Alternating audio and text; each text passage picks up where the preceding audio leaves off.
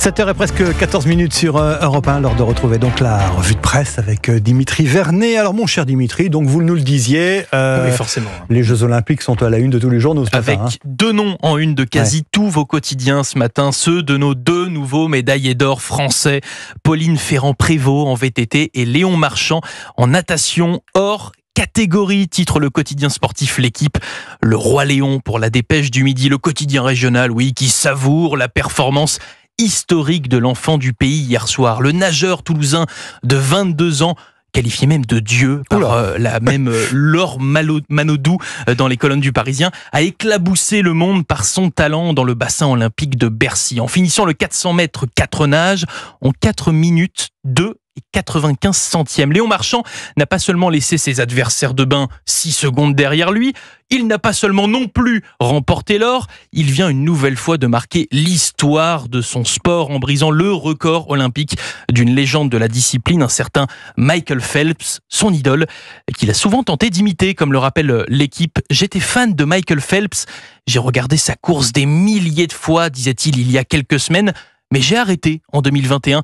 Il fallait que je m'en détache. S'en détacher pour ne pas être une simple copie, mais bien l'original Léon Marchand, qui risque bien d'être un marchand de rêve pendant plusieurs années, un marchand d'or pour la délégation française. Alors avec ces deux nouvelles médailles, les Bleus sont donc 4e au classement général. Oui, le retour du génie français, un génie qui brillait par son absence vendredi dernier lors de la cérémonie d'ouverture. C'est en tout cas l'avis de l'académicien Alain Finkielkraut dans le Figaro. Il dit avoir vu un spectacle grandiose, mais une mise en scène obscène et conformiste. Et il n'est pas le seul à le penser quand on voit les réactions en France et à l'étranger, notamment sur cette scène polémique.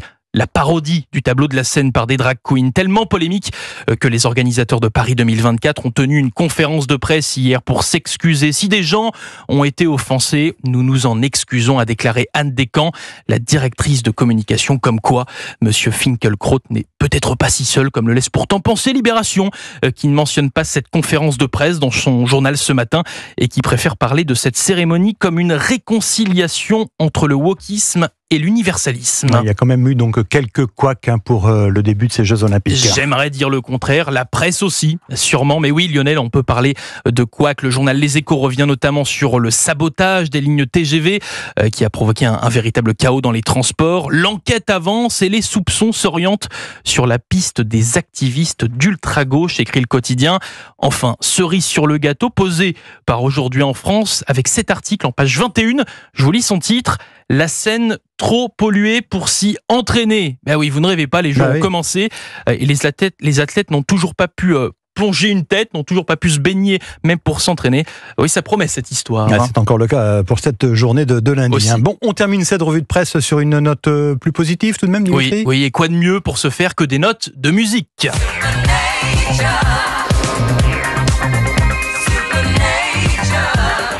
Dans Aujourd'hui en France qui nous propose les tubes de ces Jeux de Paris 2024, les musiques qui vont cartonner lors de ces JO, avec donc Supernature de Céron, présente lors de la cérémonie d'ouverture, ou encore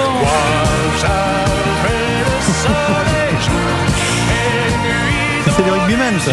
C'est les rugbymen et les basketteurs dans les yeux des midi de Joe Dassin. Oui, les basketteurs qui étaient les premiers d'ailleurs à adopter cette musique, pour la petite anecdote. Voilà, et enfin, dernier titre pour votre playlist JO 2024.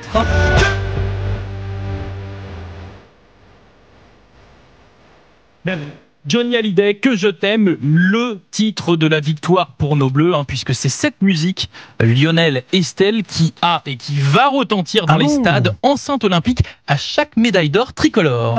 Voilà. Il fallait être attentif hier lors de la victoire de Léon Marchand. Donc Marseillaise, Que je t'aime et Hymne de la Paix. C'est d'abord Que je t'aime, puis Marseillaise. Et puis vous avez compris l'ordre. C'est des Jeux Olympiques très musicaux. Merci Dimitri Vernet. C'était votre revue de presse sur Europe 1. On vous retrouve après le journal de 8h30.